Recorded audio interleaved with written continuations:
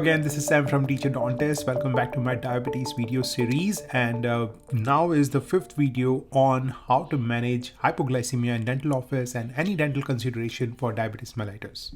So how to manage a hypoglycemic accident in a dental office.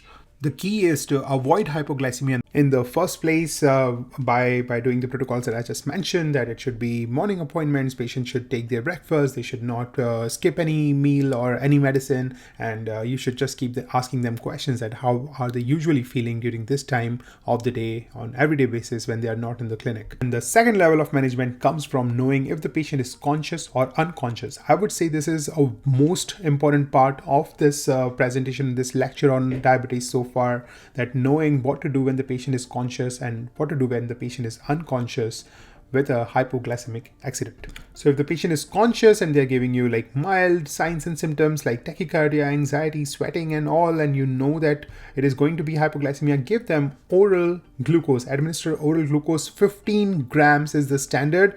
How much is 15 grams of glucose? It is 200 milliliters of orange juice, 120 milliliters of Coke, 4 teaspoons of table sugar if you have that much handy and the patient can take it, or 5 tablets of lifesaver drug. Like, it's a small thing that is very common in North America, used to be common in North America. And not chocolate, because chocolate delay in absorption of sugar due to cocoa. So very common question, if there is a patient and they are low on glucose, would you give them chocolate or would you give them 120 milliliters of Coke? The answer would be Coke and not the chocolate.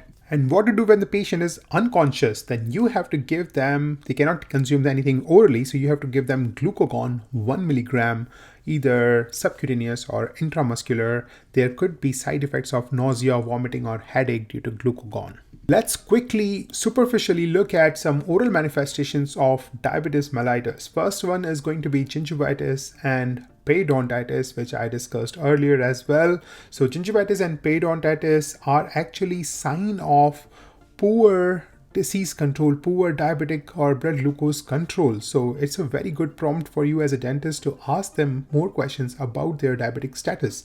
Caries, although, does not have a direct relation with diabetes. Xerostomia is due to medications and it may increase the risk of caries, but again, you have to find out if the drugs that they are taking is directly related to xerostomia or not. Mucosal diseases such as lichen planus, recurrent aphthous ulcers, and candida infections are associated with diabetes. And lastly, hypogeusia may also result in hyperphagia, which is another common manifestation of diabetes. And that's all from Sam at Teacher Dentist. Thank you for watching this video. Make sure you subscribe to my channel because I'm really looking for some subscribers. Share this with a friend and also hit that like button so I know that you enjoyed this video. Post in the comment below what are the questions you have and what other topics would you like me to cover in this way. Is this format of video and lecture effective for you, helpful for you? Please let me know in the comment section below. Thank you so much and bye-bye.